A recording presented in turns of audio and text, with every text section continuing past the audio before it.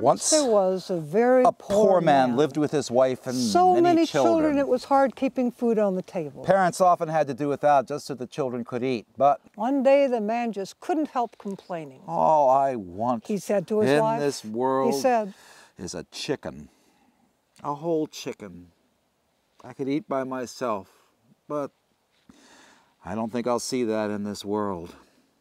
I'll buy you a chicken. His wife was a resourceful woman. She took pity on him. I'll take in washing and save it the money and buy a chicken. And then I'll cook it up really good.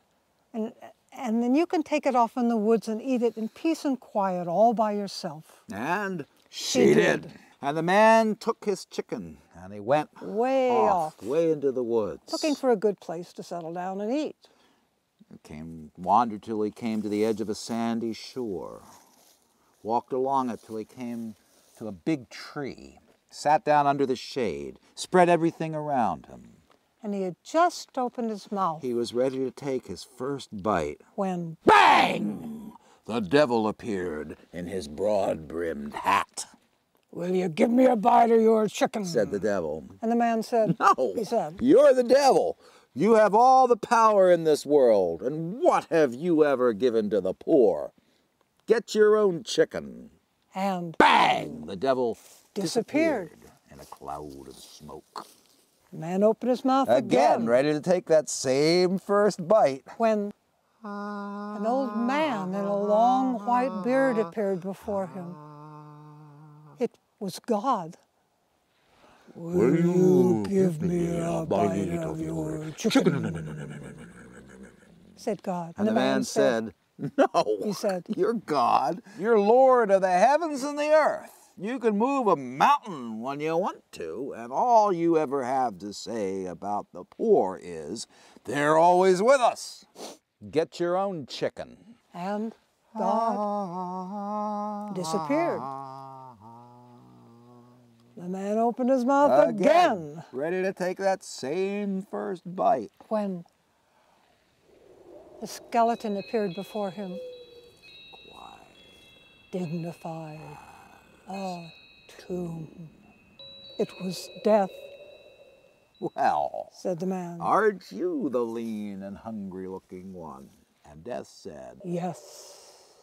"I suppose you're looking for a bite of my chicken, too?" said the man. And Death said, "Yes." "Well, I'll tell you what.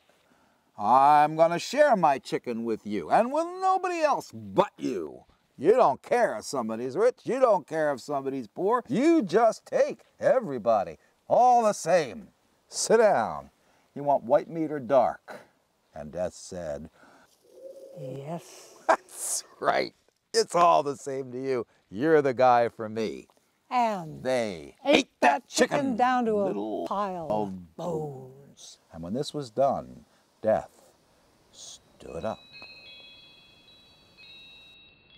bowed deep, and said, "My compliments to your wife. The chicken was delicious. Now I'm going to make you into a man of power." And from somewhere, Death took out a gallon jug, and he told the man to fill it with water and sand.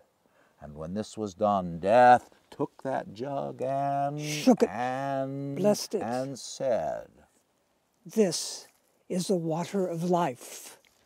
With it you can make me release my grasp of anybody, rich and poor alike." And with these words, Death disappeared. Well, the man took that jug with the water of life and went straight home with it. When he got there, he found that his youngest son had just been bitten by a poisonous snake, and he was fighting for his life. But one swallow out of that jug of the water of life, and just as he had promised, Death let him go.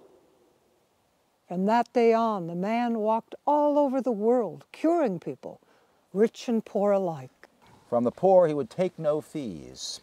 From the rich, he took enough so that he and his whole family were soon as rich as anybody. and any of them could have a whole chicken any time he wanted. But finally the day came when the man took his last swallow from the jug of the water of life.